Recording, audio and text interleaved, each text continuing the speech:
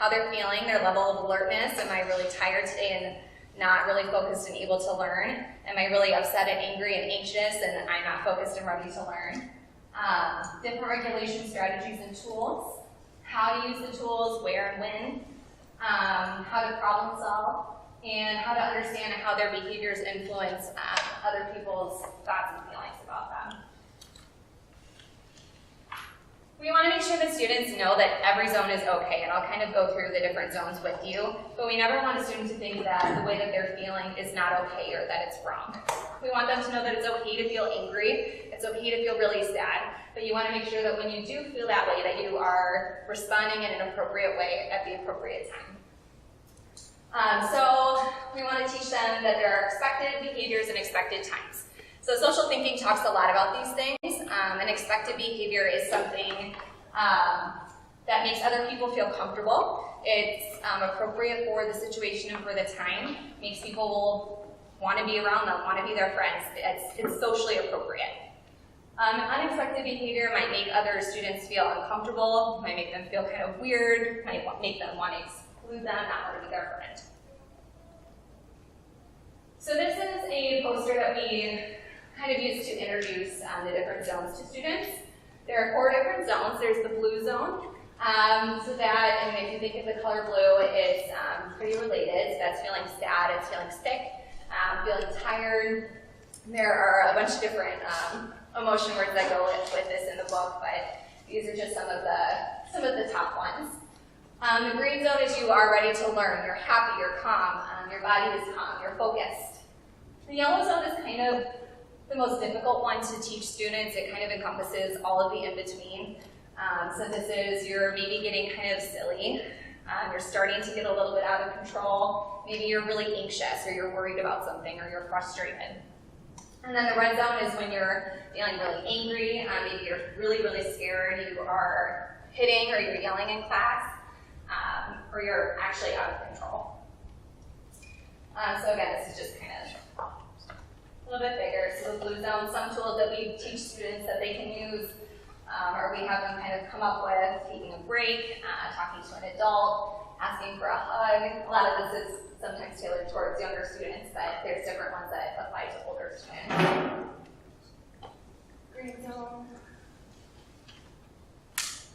Yellow.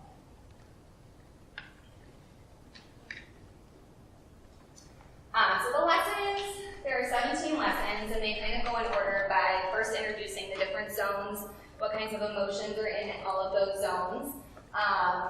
They have a zones bingo, so the kids get a bingo card. They get, the different emotions are called out. They have to find them on the card.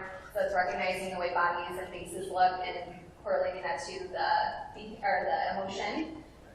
They watch different video clips and have to decide what zone each character is in the videos. Understanding different perspectives.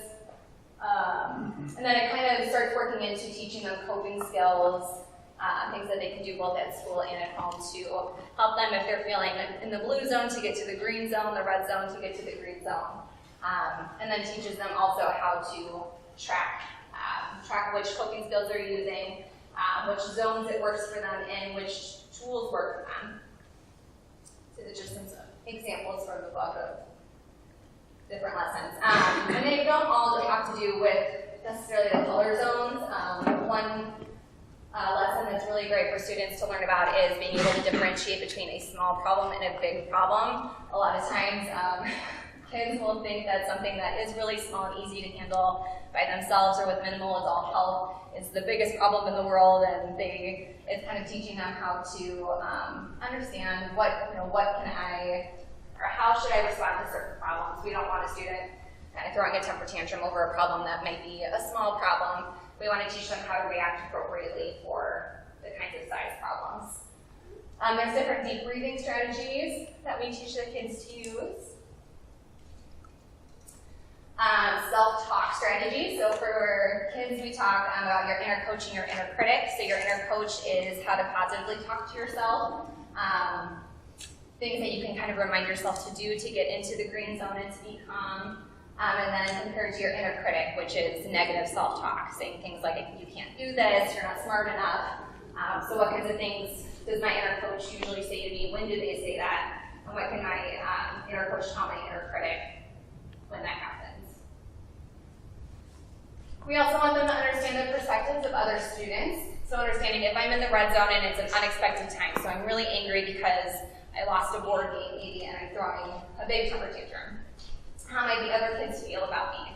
They might be afraid of me. They might not want to play with me anymore. What might they be thinking about me? What might they say to me or about me? And that just kind of helps kids understand that if I'm not responding in an appropriate way and regulating my body, how does that affect me socially, and how does that affect the way that others kind of think and see me? Do you guys have any questions? Thank you. Any questions? Thank you. Thank you. Move to our administrative reports. Dr. O'Malley. So I'll keep it there's a number of items on the agenda that may take some of our time, but number one, I want to thank everybody for the curriculum night. I thought both schools went very well. Our teachers have worked very hard. They spent a lot of time preparing the rooms, getting organized for the parents. I thought the turnout was great. I thought it was very positive. And from what I'm hearing from parents anecdotally are the kids are happy. They like the fact that they're seeing more of their friends than ever before. They like the fact that they have more groups that they can basically settle into. And I believe that the year has started off very positively, and we're going to continue this momentum as we move into the future. The second thing, I want to thank the parents for being very patient. I know that this was not easy. Change is challenging, to say the least. But the parents were able to work through our registration process that was very long, to say the least, and I apologize ad nauseum about that process. The traffic and basically working through all of the issues and finding a way between the two schools, in some cases the three schools. I think the parents have done a fabulous job of working through that. I know there were some lumps in the oatmeal, but we smoothed it out with a little bit of water, put some blueberries on it, a little bit of brown sugar, and it's much better than ever before. And so I think that's very, very positive. And I want to thank Dan Tanreihauser for meeting with board members Mike Bellafiore and Tim Ludson, because they followed through on two of the items that we had talked about to mitigate the traffic. The first was putting a sign on our property that there are no right turns out of the parking lot, which I think has been a big difference. The second was getting us a crossing guard full time, which has made a big difference, and it's only going to get better as the parents become more acclimated. And the third one we talked about was providing additional parking, diagonal parking in the front of the building, so that our teachers can get closer to the building. Teachers can get closer to the building. By getting the teachers closer, it's going to free up parking spots for the people that do live in the community that do have the stickers. And so those are two things that were very helpful. But Dan Tanrenhauser, Brian Gazer, as well as Dave Disselhurst have been very helpful in that process. And the last thing I want to note is for this board agenda, once again, we've committed to trying hiring back people that worked in the district in some way, shape, or form. And we were able to bring back 2 people that worked in the district in some capacity, in some way, shape, or form. And so those are the things I wanted to share with the board tonight. And additionally, these are great programs. They're required. Social emotional learning, restorative justice, and you can see board meeting after board meeting, we're trying to share with you what we're doing and really spread the word in a positive way, because these are really good programs for kids. And they're going to benefit us in the long run because it's about climate and culture. Climate and culture. It starts from within and it builds its way out. And I think we've done a great job in our new teams in finding our way in new friendships. And we want to continue that because the climate and culture is going to expand its way through the kids, through the parents, through the community. And we're hopeful that we will continue this momentum into the future. So that's my report. And the building report was from Michelle. It was restorative justice as well as the social thinking. Any questions for Dr. O'Malley? Thank you. We'll go right into board committees, board policy and development. We're still working with the ISAB to come up with the next steps. Buildings and grounds. Okay, the Buildings and Grounds Committee met on September 11th. It was myself, Mr. Bellafiore, Patter, who is our Buildings and Grounds Director, and our community committee members, Mr. Giovanelli, Mr. Tenorella, Mr. Aguilar. Not present was Mr. Cardamone. Basically, we just went over the summer projects. Our buildings and maintenance crew moved us in 71 days, moved us to grade centers. A few things that got neglected while doing that were the landscaping outside of both schools. And I have to say, I'd like to thank all volunteers in some shape or form who came out, if it was during the community build or just came in on the Saturday and Sunday and have been walking around pulling weeds. You know who you are. Thank you very much for your help. It is greatly appreciated. We reviewed a list of items of things that did not get done over the summer that need to be done. We're going to get to those things through the course of this year. We're creating a daily and weekly duty sheet for our 2 custodial guys. Playground is finally complete. We had the old playground at Giles removed, both done on a donation from the Norwood Park Township, so we thank them for their generous donation. We're in the process of doing safety inspections and should be completed at both schools by September 25th. We continue to have discussions on the recommendation that I brought up, that Mike and I brought up at the last month, about hiring an apprentice to work side by side by Patter Hurley, who is our Buildings and Grounds Director.